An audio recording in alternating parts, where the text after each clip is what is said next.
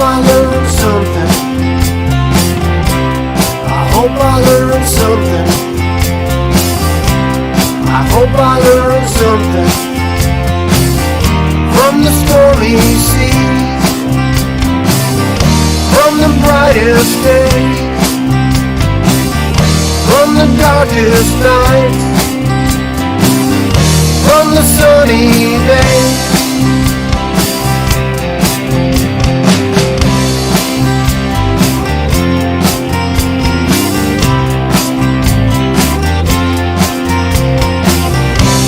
I hope you learned something. I hope you learned something. I hope you learned something from the stormy seas, from the brightest days, from the darkest nights, from the sunny days.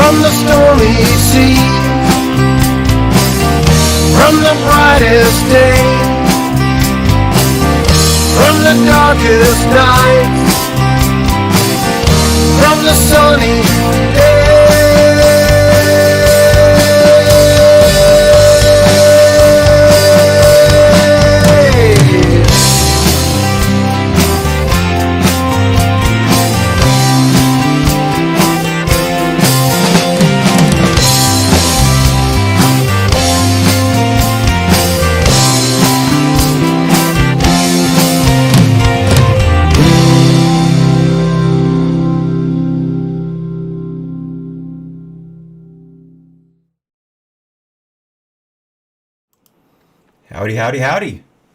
Welcome to the AHNC Daily News Rodeo. I am your host, Hat. Hello, chat. Quick technical issue out of the way. You'll notice the camera's on the other side. It's going to stay there. I have to add a second monitor to the setup. I have too many windows that I have to keep track of at once on just a single monitor. So I have to do that. The cable probably won't come till after tomorrow's show. So you're going to have to put up with some clunkiness for another day or so. But I promise as soon as I have the capability, I will get it up and I'll be able to look at the chats and keep an eye on the different streams much, much, much better. And hopefully we can avoid things like happened yesterday where I talked over two stories without having them up on the screen. All right, as always, a very, very busy day here on AHNC. And of course, after our initial show here on YouTube and DLive and Trovo, we will be going exclusively to Trovo for the second half of it, where I will get into politics and other spicy stuff. Because you'll remember, YouTube has certain things you can't say, and DLive will not allow you to do any politics in the open. You have to be underneath a restriction tag if you do politics. So I'm going to try to be a good boy from now on, in a couple weeks apply. I've already applied to have my monetization turned back on, so we'll see what happens. But the good stuff, I think the first show's good, but the really good stuff happens on Trovo after we finish here, and that address is in the description here on YouTube, and it is available at the middle screen before I click over, and it is trovo.live/AHNC_hat. So join us for the spicy stuff after we're done here on YouTube and DLive. All right, jumping right in. First of all, let me get the chat open so I can see what's going on. And there's that, and there's that. All right, first up, our first bookend from the Babylon Bee, the one on the left from their op-ed section by one Frank T. Rutherford. What in tarnation is I can't pronounce that word. I'm just going to say woman with an X. And here we have the very happy and all-around jocular Mr. Rutherford in the bottom right corner of the frame there, along with an obviously a happy woman with multicolored hair holding up a women with an X power sign. And here's the op-ed, again by Frank T. Rutherford. I don't know what is wrong with people these days. You think they're all hepped up on goofballs the way they talk that just don't make any sense. Cisgendered? Intersectionality? Timothy Chalamet? Just a bunch of made-up words, and it gets worse. Recently I saw women with an X, Latin with an X, and folks with an X. What is that? Klingon? If I even try to read what them crazy Marxists write these days, I think I'm going to have a stroke. It's just insane gibberish, and I'm not sure how to pronounce half of it. Do they even know what they're saying? Or is this like baby babble where they're trying to imitate speech with their nonsense? Back in my day, when people knew what men and women were, everyone worked hard and we didn't have time for silliness because we were too worried about commies nuking us. We only spoke actual words that meant things. If someone walked up to you and said, "Hello, women with an X, how is your intersectionality?" they would grab that person off the street and lock him up in a crazy house, and then shock his brain until he started making sense again. But we don't have common sense like that anymore. Instead, we get them, quote, progressives running around gibbering in their incomprehensible, made-up language like Jodie Foster in that one movie. You know which one? It was a while ago. It's okay if you haven't seen it. It wasn't very good. And people just nod along to that garbage instead of putting them in those tight coats with no sleeves. This has to end. What this country needs is for us to build a lot of crazy houses, big ones people can't escape from. Or maybe just build walls around colleges and make them crazy houses to save time. And then when anybody tries to replace an A with an X, you just lock them up in there and start shocking their brain. You know what that's called? Compassion. And again, that is a Babylon Bee editorial by Frank T. Rutherford, their conservative analyst and assistant manager of the Friday Bridge Club. So let's all keep Frank's words in mind. All right, now, oh, I'm on the wrong screen, of course. Next up. All right, let's keep going. I know what I just did. Give me just a second here. I was on the wrong Babylon Bee bookend. I got confused as far as that. Again, a new screen, an extra screen will take care of stuff like this. All right, quickly then, my personal conceit, the market. As you can see, the market just closed. It was a down day across the board, with the NASDAQ being the big loss leader. After a strong day yesterday, it dropped almost 1.7%. The Dow was down just under 0.5%, and the S&P 500 was down just under 1%. The only winner today on the big board was gold, up 0.5%. Oil even saw a drop today of almost 2%. It is now down below $60 a barrel for West Texas Intermediate Sweet Crude, now standing at $59.57 per barrel. Interesting day today. And our big hit on our watch list was the Twitter Facebook investment. We lost over $900 on that today. Twitter and Facebook took massive dives. Twitter down over 5% and Facebook down almost 2%. So not a good day for the tech stocks. Those in particular, at least. Let me take a quick drink here. All right, as you know, we talk about crypto every now and then. I'm not in it, and I would never advise anyone one way or the other. It's totally up to you. We do have one regular member here who is a crypto player, and I wish them all the luck in the world. They seem to be doing it right, and good God bless them. I just don't have time for stuff like that. I'm a long-term investor. But I have been saying, again, in my own personal regard as a person who has ideas, not talent for telling people what to do, I have been saying that what worries me about crypto is that one day it's going to get regulated so heavily that the gains that you've seen are going to be wiped out. I'm sure I could be wrong. I'm definitely could be wrong. I don't know. But here's a nail in that coffin. And this is a story from Newsmax, and it's quoting the New York Attorney General, Letitia James. And she says she's warning the crypto industry to, quote, play by the rules or we will shut you down. That's a direct quote. Quoting her again. Too often, greedy industry players take unnecessary risks with investors' money, but today we're leveling the playing field and issuing alerts to both investors and industry members across the nation. She added, all investors should proceed with extreme caution when investing in virtual currencies. Cryptocurrencies are high-risk, unstable investments that could result in devastating losses just as quickly as they can provide gains. We will not hesitate to take action against anyone who violates the law. So, of course, the thing is, I keep turning to the camera on the wrong side. The thing is, the law as it currently is sitting, some people are violating, and I have that at the bottom of the story. But what happens when they add more laws? She's laying down the gauntlet. So who's to say what's going to happen here? She continued that 2 weeks ago they filed a lawsuit to shut down CoinSeed's fraudulent operation. That's a quote from her. And then they also ended both Bitfinex and Tethers, again quoting illegal activities in New York. So again, you either play by the rules or we will shut you down. So just words to keep in mind. Now, speaking of New York, the big story, of course, is not the Cuomo killing fields anymore.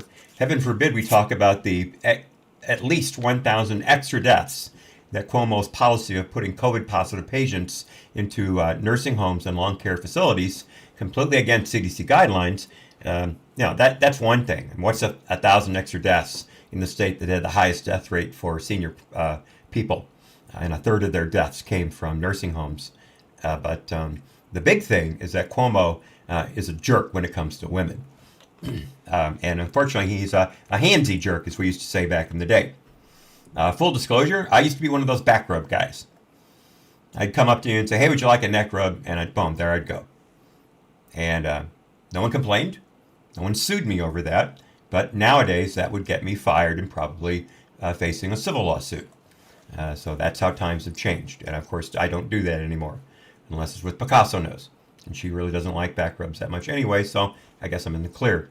Cuomo, however, has been going too far with young women. We now have a third woman come out and accuse Cuomo of making, quote, unwanted sexual advances, this time at a wedding. And there are pictures of this. This is quoting a New York Times article with an interview from Anna, I believe it's pronounced Ruch, R-U-C-H, could be Ruch, I don't know. But she said that the governor made unwanted sexual advances towards her after they met at a wedding in New York City in 2019. She also accused Cuomo of kissing her without permission, even as she tried to pull away. Quoting her, quoting the article, Cuomo put his hands on Miss Ruch's bare lower back. When she removed his hand with her own, Miss Ruch recalled the governor remarked that she seemed, quote, aggressive, and placed his hands on her cheeks. He asked if he could kiss her loudly enough for a friend standing nearby to hear. Ms. Ruch was bewildered by the entreaty, she said, and pulled away as the governor drew closer. Quoting Ruch, I was so confused and shocked and embarrassed. This is a recollection confirmed by the friend who was there, contemporaneous text messages, and as I will show you shortly, a photograph. Quoting Ruch further, she said, I turned my head away and didn't have the words in that moment. So here is a picture of that exact moment. Here is Cuomo as governor at the time, and I've got a story about him in a previous position showing another side of his personality that we've been told about. But right now, we've got the sexual advances thing going on. And you can see he has his hands firmly across Ruch's lower face and neck. And she looks obviously uncomfortable. And that is not a woman who is enjoying herself right now. She looks pained and she looks very, very apprehensive. And as we found out, Cuomo reached in and kissed her, so she had the right instincts as to what was going on. And as you can see, Cuomo towers over her. He is much, much bigger than her, so she had no physical opportunity to back away from him once he grabbed her like that. Quoting Roosh one more time, "It's the act of impunity that strikes me. I didn't have a choice in that matter. I didn't have a choice in his physical dominance over me at that moment, and that's what infuriates me." Of course, she has gotten backing from the other two accusers of Cuomo, one Charlotte Bennett and one, what was the other gal's name? Lindsey Boylan.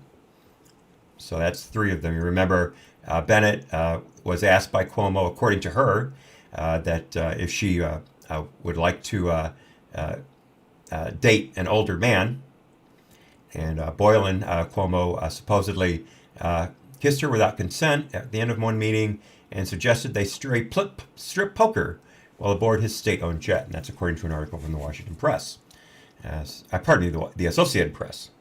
So that's going on. But again, this is the stuff that's hitting Cuomo right now. The killing fields are being investigated. That's going to take a while. That's ultimately going to result in some serious penalties for Cuomo. He may or may not step down as governor. Cuomo's not the kind of person to back down from this kind of stuff. You may have heard his quote-unquote apology for what he's done. Of course, it ended with the fact that he claimed that his words and actions were, quote, misinterpreted, and that some of his behavior with women may, quote, have been insensitive or too personal. To the extent anyone felt that way, I'm truly sorry about that. Now, again, those kind of apologies where they say, I apologize if you felt that way, that's not taking responsibility for your action. That's actually putting the onus on the person who's complaining.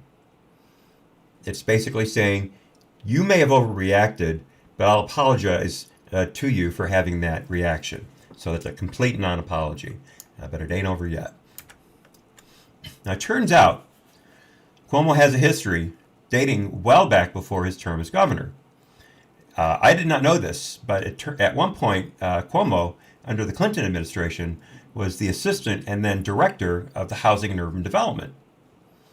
And the inspector general over that office at the time said that Cuomo was submitting her to continued harassment, intimidation, and he was starting whisper campaigns about her because she was investigating goings-on at HUD, which has been a hotbed of grift, graft, and hush money. A lot of contracts are awarded to contractors to build housing for quote-unquote disadvantaged people, and it goes over budget, and it's not up to the standards they said it would be. It happens all the time. HUD needs to be shut down. This kind of stuff needs to go back to the states where it belongs. Same with education, in my opinion. But that's another story. I'll leave that away. That's just my opinion. But turns out this she actually referred to Cuomo. His Cuomo staff referred to the inspector general, whose name is Susan Gaffney. Cuomo told her that his top aide saw her as, quote, the embodiment of evil because she dared to look into his goings-on at HUD. Gaffney said she was sexually harassed and discriminated against in retaliation for her stance against fraud at HUD, and that Cuomo verbally abused her during weekend phone calls. Does that sound familiar to anyone?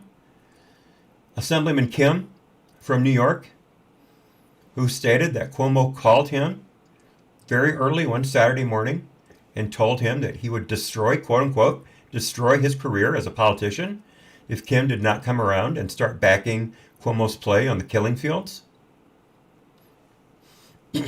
So there's that. But there were years of conflict between Gaffney and Cuomo. It's an article from justthenews.com. And Gaffney appeared before the Senate Committee on Governmental Affairs in 1998. And she testified that she was targeted with whisper campaigns and accusations and of being set up to look like a racist who discriminated against minorities.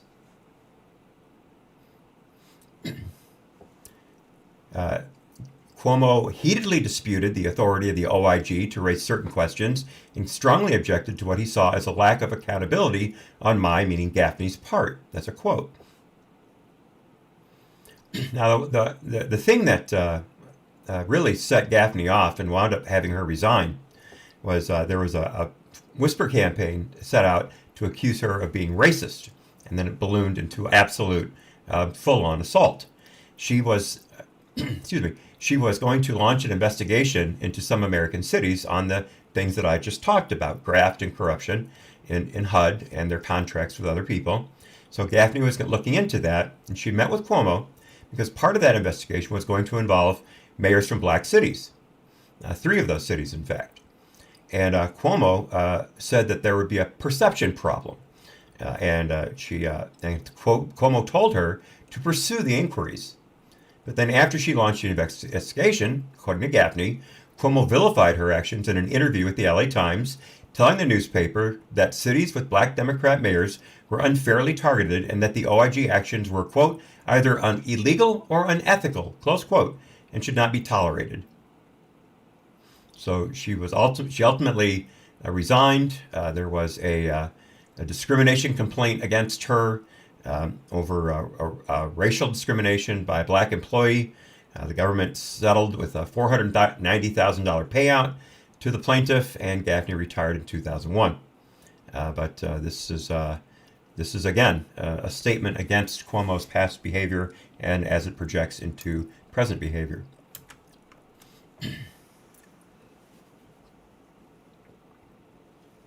So, another killing field, this one in Michigan, was ruled over by Governor Gretchen Whitmer. And things are getting even spicier. Turns out that Whitmer's health director split, and he got a huge payout, along with signing a 4-page non-disclosure agreement. The state agreed to pay the former head, whose name is Gordon. The state agreed to pay him a total that represents 9 months of salary and health benefits, and he released the state from any potential legal claims. So, of course, the Michigan Republican Party is trying to find out what's going on here. They called it excusable, and is wondering what is Governor Whitmer trying to hide. That was in a tweet. So this is another thing going on. According to Ted Goodman, who's a spokesman for the Michigan GOP, Robert Gordon was the state's health director and played an instrumental role in the state's COVID-19 response. Michigan taxpayers deserve to know the circumstances surrounding the resignation of Mr. Gordon in the middle of a public health crisis. Why is Governor Whitmer refusing to explain this secret deal?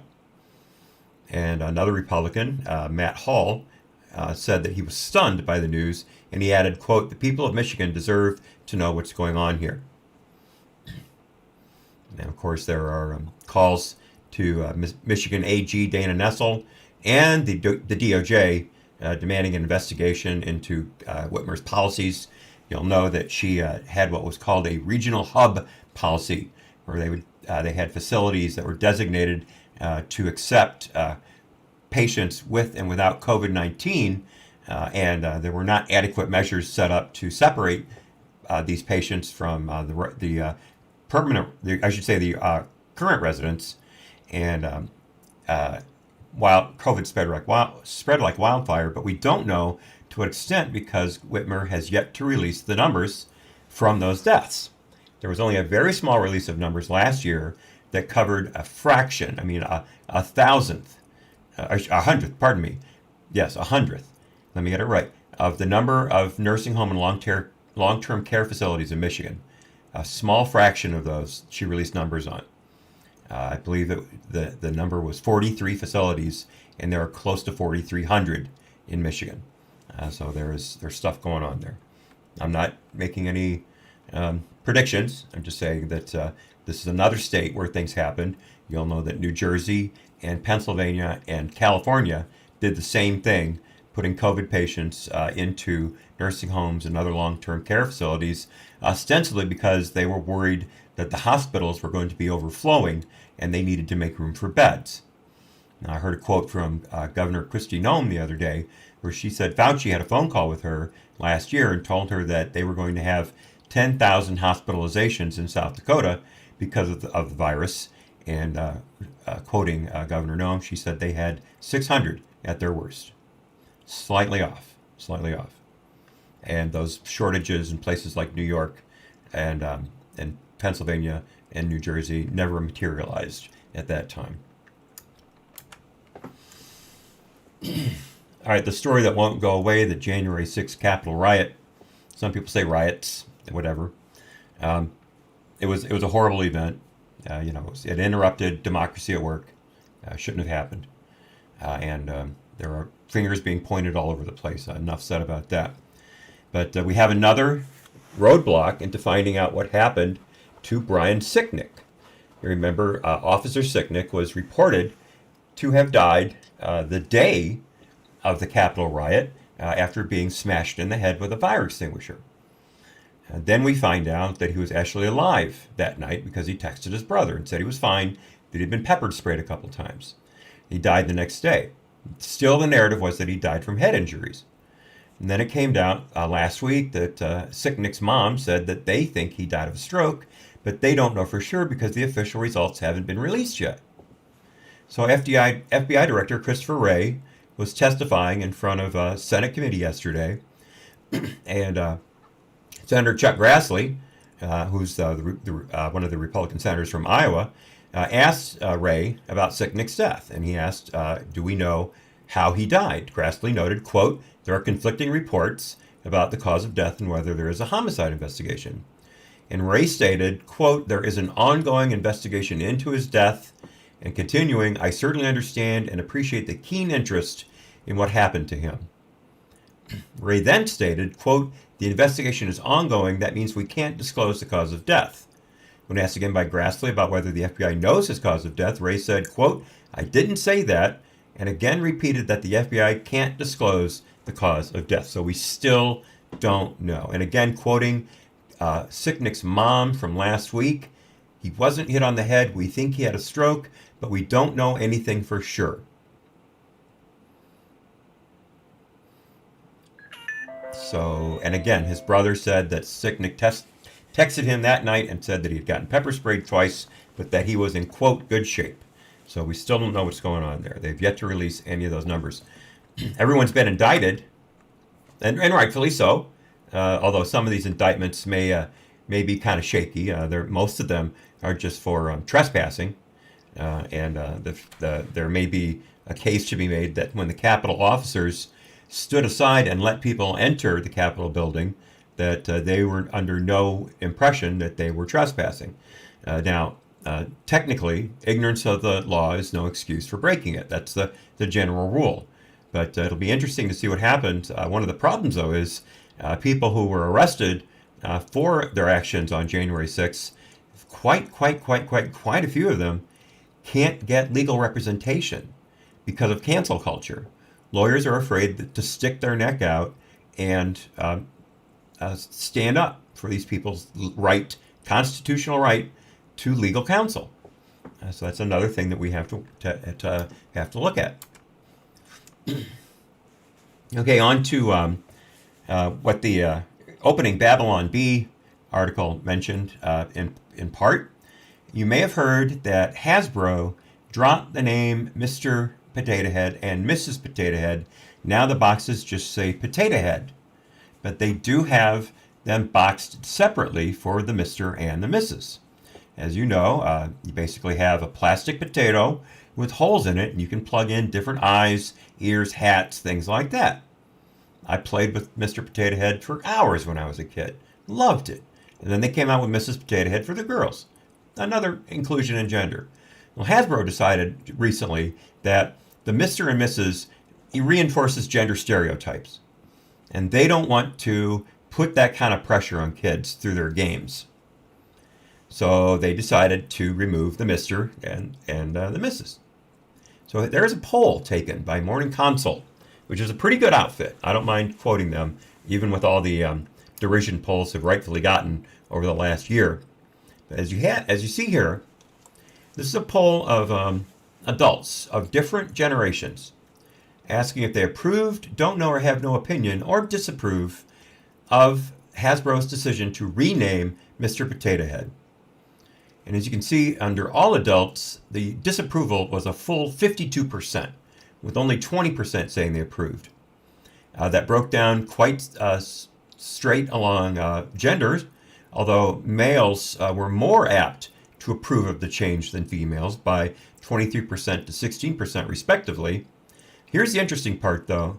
Gen Z, 21% approve, 40% disapprove. So Gen Z, which is the most open generation to stuff like gender fluidity and heteronormative behavior or being against it, things like that, they are well against dropping the Mr. Potato Head by 40%. A definite plurality. Not a majority, but a definite plurality, with 38% saying they had no opinion. Millennials, 45% disapproved of the change. Gen Xers, a full 59% disapproved and only 15% approved. Here's the interesting thing. Baby boomers, my generation, actually were 2% less in the disapproval category than Gen X. 57% of boomers said it was okay, while only 13% said they approved. That is the lowest percentage of any of the approvals across the board for all the generations. But again, the second highest in disapproval. Found that quite interesting. So let me read you the statement that Hasbro put out regarding this whole kerfuffle when it started earlier. Let me get this here.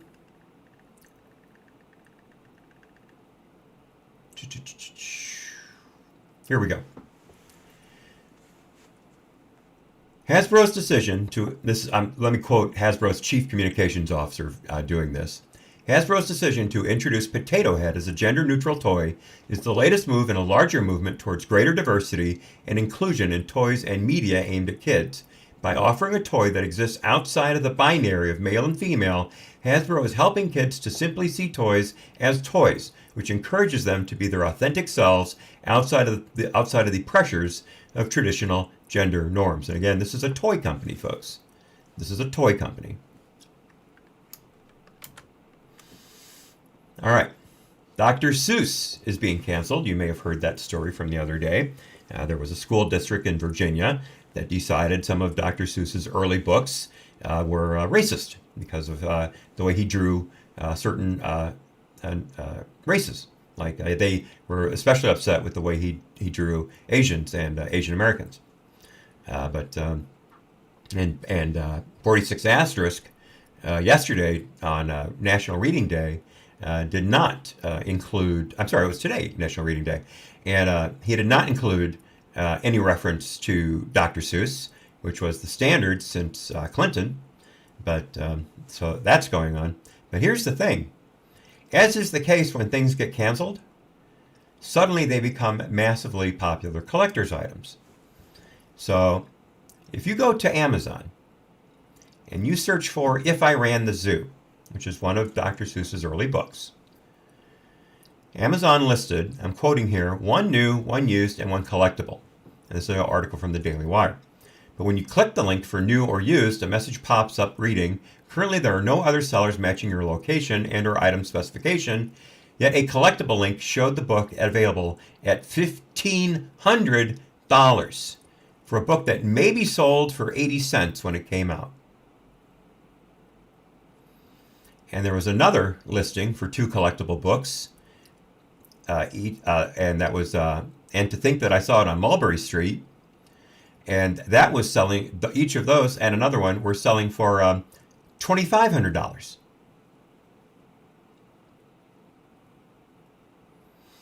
And On Beyond Zebra listed two used books with prices of $169 and $768. Scrambled Egg Super listed one copy for $900, and the Cat Squizzer listed two books each over $1,000.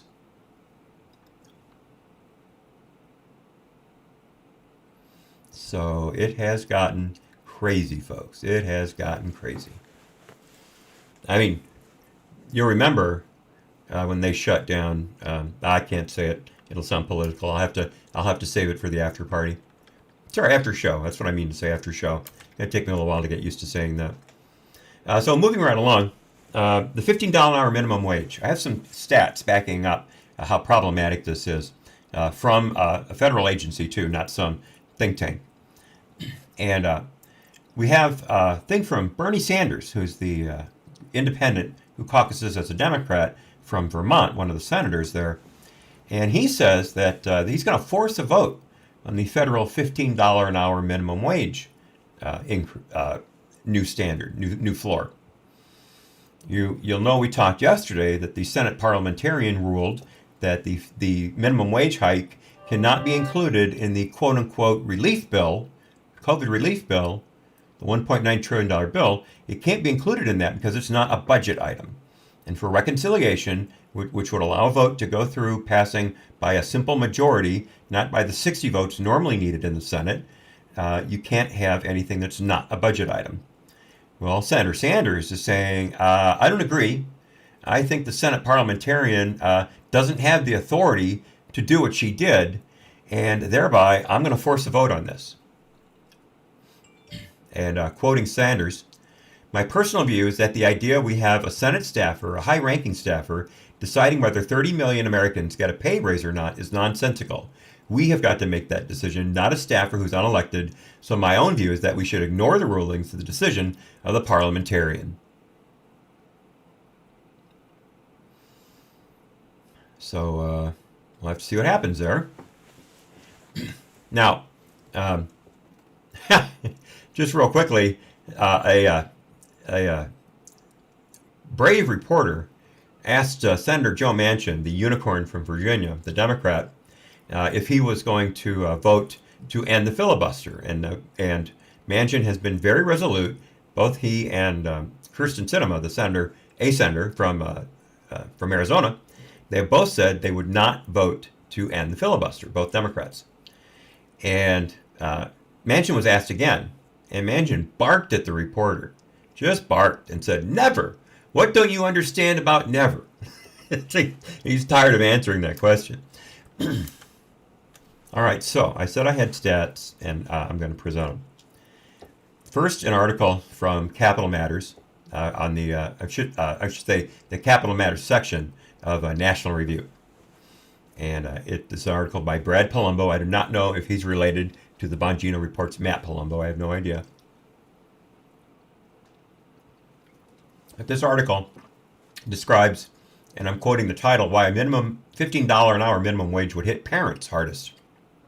And it basically describes what that minimum wage would do to the child care industry. And as we saw, the Congressional Budget Office found a couple weeks ago that the $15 an hour minimum wage would cost from 1.3 to 1.4 million jobs, although it would raise somewhere around 600,000 people out of poverty. So you would kill well over 1 million jobs to raise well under that out of poverty. That makes perfect sense to me. So what we have here is that, of course, small businesses will be the ones most deleteriously affected by this hike, and especially childcare. Let me quote the article. Finding affordable childcare is already a struggle for millions of Americans. It's a consistent problem that sucks up huge chunks of limited household budgets and sometimes limits the ability of parents to work. According to Child Care of America, child care costs an average of $9,100 to $9,600 per year nationwide, albeit with significant variations across different states and ages. Many families spend from 10 to 30% of their income on child care alone. So there's a study by the Heritage Foundation, and it concludes that the hourly median wage, not average, but median wage in childcare is about $11.65 an hour. So a boost to $15 an hour would increase costs dramatically. And as we all know, when you increase costs, three things happen, I should say. Employees' numbers go down, employees' hours are cut back, and the cost is passed on to the consumer. That's how economics works. And you should look up an excellent video from Thomas Sowell back in the day, where he talks about how the minimum wage is very, very harmful to the black community, because the black community has a higher number of non-high school completed job seekers than other categories. And they also tend to have the lowest employment rate. Well, with minimum wage kicking in, suddenly young blacks without much schooling who could get a job doing some menial work, but that would allow them to build up collateral in the company and learn and ultimately move up. The minimum wage priced these underskilled people out of the labor market. If you're going to pay a minimum wage that's higher than what you were paying, you're going to demand that someone be more qualified. It's just a matter of simple supply and demand. If you're demanding a higher price, you better have higher skills. So the minimum wage actually hurt employment in the black community. If you look back on the stats, it's a proven fact. So what would happen here, and especially in Louisiana, Oklahoma, and Mississippi, costs would surge between 37% and 43%, again, according to the article here in the National Review. Again, quoting, and all 10 states would see at least a 30% increase in childcare costs. And here I have a map of the United States with different colors in the states. The redder the color, the higher the wage increase would be, or should say, the cost in healthcare, in childcare costs would be. And as you can see, the southern and southern plain states, Oklahoma specifically, are hit hardest. And then you have Iowa and South Dakota and Indiana also heavily hit. But as you can see, right across the board, from Oklahoma all the way across to South Carolina, you're looking at anywhere from a 32 to a 30% in Arizona, all the way up to a Mississippi with a 43% increase in childcare costs. 43%. Now, do you think the people who have children in childcare are making enough money to absorb that kind of a cost increase? Only the upper income will. So this again harms the lower income families most. And so I did a little searching on statistics. And I got some numbers from the US Bureau of Labor Statistics. And this is from a report, I should say, that they did that was released April 21st of last year. And it's titled Employment Characteristics of Families Summary. And I'll break down what I found. The big numbers are, according to this study, and it surveys 60,000 families and then extrapolates from there. According to this study, 33,400,000 families with children under the age of 18 have at least one member of the family employed. And a family is defined in this is either a married parents or a single parent with children under the age of 18. So I did a little digging, and a further stat shows up that there are 221,776,000 mothers with children under the age of 6 years old who are in the workforce. Now, as we know, that is the age where you need child care the most. Not counting older children with special needs. We're just talking about toddlers on up to first grade. If you took half, I'm just taking a guess here, if you took half of those women and determined that they were below the income line that would allow them to absorb these extra costs in child health care, and again, we're looking at 43% increase in Louisiana, for instance. In some states was at least 7%.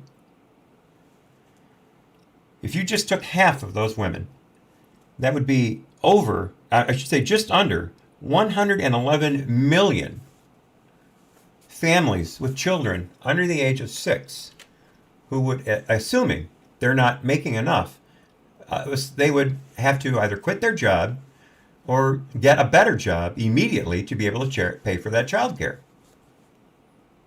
111 million families. And again, that family could be either both parents working, one parent working, or a single parent household. So these women with children under 6 could be married or could be single.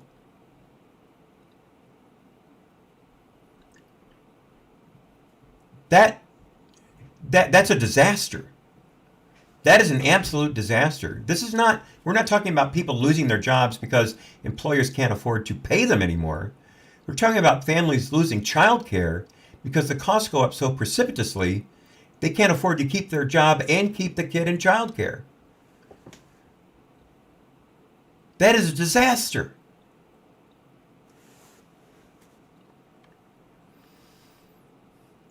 This is not politics. This is just pure numbers.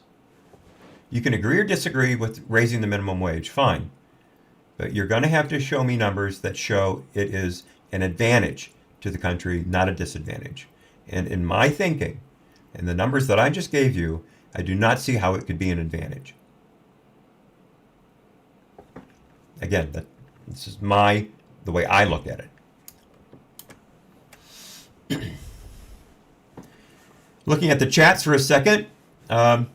Welcome, Michael Scriven. Yes, please listen to us on the way home. I'm glad you're enjoying yourself. And yes, Mr. Potato is not a good idea. And I like your comment on what he lost. That's very good. And Ennui Blue, nice to see you again as well. Yes, real quickly, YouTube shut down my channel algorithmically in May of 2019. My views went down by a factor of 100. And I walked away from the channel for a while, and I stopped doing the typical stuff I was doing. I got a little bored with it. Felt I'd said what I needed to say, and then I moved on to a couple other platforms and started doing the news rodeo. And I have come back to YouTube. For some reason, they have taken me out from under the algorithmic thumb, and my views have shot back up again. Not exactly where they were before, but they're doing quite well. And I thought I would come back and see if I could reconnect with a lot of the old people. So it's very nice to see you. Please spread the word that we're back. All right, checking DLive real quickly. Yes, Deb Song, hello, welcome. And welcome to Uncle Bobbity and others in the Trovo chat. Very nice to see you. Okay, moving right along. We've been talking about China's influence on American society for quite some time now. I mean, it really became apparent during the last administration just how much China was running our entertainment and our news industries, and to a certain extent our government. We found out that China has been buying large swaths of land across the United States.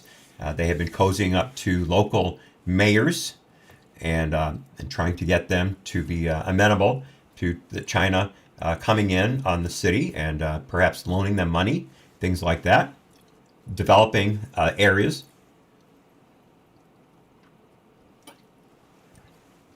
We have another article here about the CUSEF.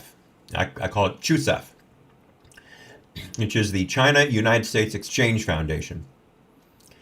And we've gone over a number of times how CUSEF was designed to specifically to make Americans more amenable to Chinese propaganda. That's almost exactly quoting their charter. And as we have here from the Epoch Times, written by Lee Hai and Joshua Phillip, their head investigative reporter, they did an interview with Natalie Winters, and Natalie told them during an interview on their program Crossroads that, quote, they were paying journalists, reporters, editors from basically every Western media outlet, Newsweek, even Fox, CNN, Washington Post, all these outlets that love to lecture us on journalistic integrity, to take trips to China to tour not only military facilities, tour Huawei, meet with Chinese Communist Party officials. And in exchange, when you read the Foreign Agent Registration Act filings, those are also known as FARA, you've heard of that, continuing the quote, you see that they were forced to essentially provide, quote, favorable coverage and, quoting again, disseminate positive information with regards to China. And that again is quoting Ms. Winters. And she points out that one of the biggest wolves in this sheep pen is a lobbying firm known as BLJ Worldwide. And they are a very powerful lobbying firm in Washington, and they really, really put the screws on people to report and treat China favorably.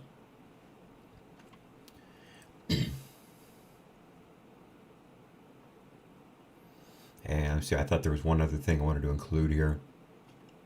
Oh, here we go. Yes. Members talking about the Congressional Black Caucus.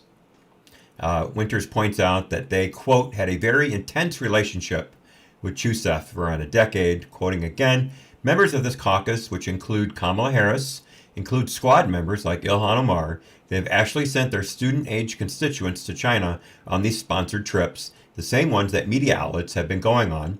And Winters added, they toured Huawei facilities. It's absolutely astounding. Winters said many students who go on these trips write blog posts for the Chusef website. And quoting her again, and in one of these posts, one of the poor girls who went on the trip, she actually talked about how China is an, quote, amazing communist country, close quote, that outperforms the United States in virtually every level. And again, quoting, so that is propaganda at its absolute finest. And again, this is an organization that has been around, I believe, since 2008. It's specifically designed to get Americans to treat communist China in a more favorable light. Now, communist China needs all of this favorable publicity because of things like the Uyghur genocide and the crackdowns in Hong Kong. As we talk about often, Hong Kong was a protectorate known as the a special autonomous region in China. It was ruled over by Britain. They had a 99-year lease, and they turned it over early to China some years ago. And China promised that they would keep the SAR system going for another 50 years. And within 8 years, they had cracked down on the pro-democracy movement in Hong Kong.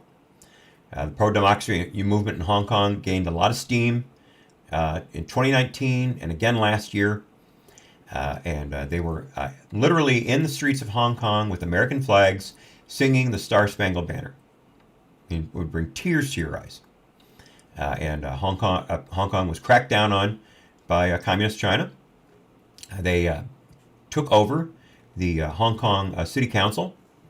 There were elections slated for last year, and it looked like the pro-democracy party was going to do very well to get on the city council. And a pro-China, Communist China member of the board was able to, quote-unquote, postpone the election due to COVID concern. And the elections did not happen until the pro-democracy candidates were arrested by Chinese authorities. China also suspended the rule that would not allow mainland China to arrest and transport Hong Kongers back to mainland China. They were supposed to have been tried and kept in Hong Kong. That has been changed as well. So last week, the Communist Chinese arrested around 47 of pro-democracy protesters. China is charging them with their version of sedition. I believe they put it as subverting the law, subverting the stability of China. So a very, very broad brush, of course.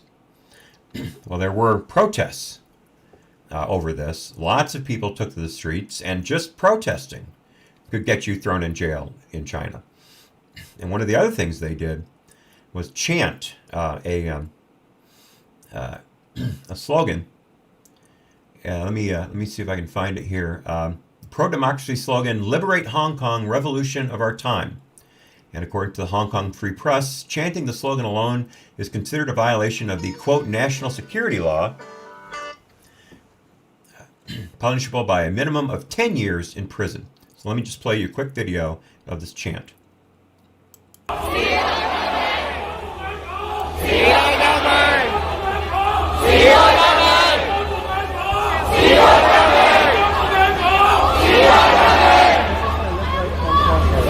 So that can get you thrown in jail for 10 years, just chanting that.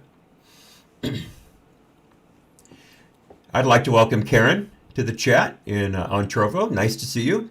Nice to see you. I heard yesterday that China's investments in Australia have gone down 61% over last year recently. So a huge blow to the Australian economy. Hopefully countries like America and the EU can help you pick up the slack. We're praying for you guys. We really are.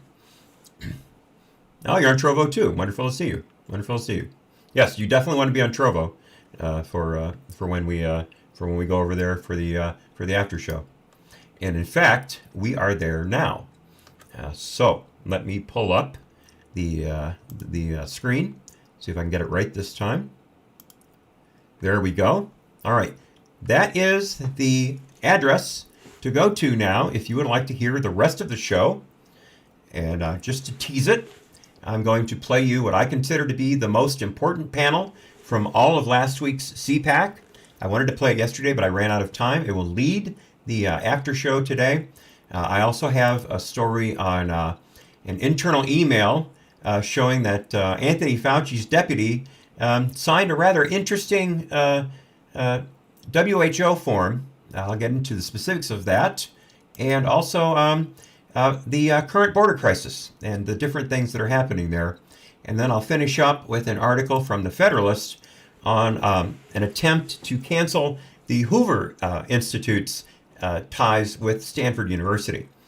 So we will get to all that. But again, that will be on Trovo, and that address is trovo.live/AHNC_hat.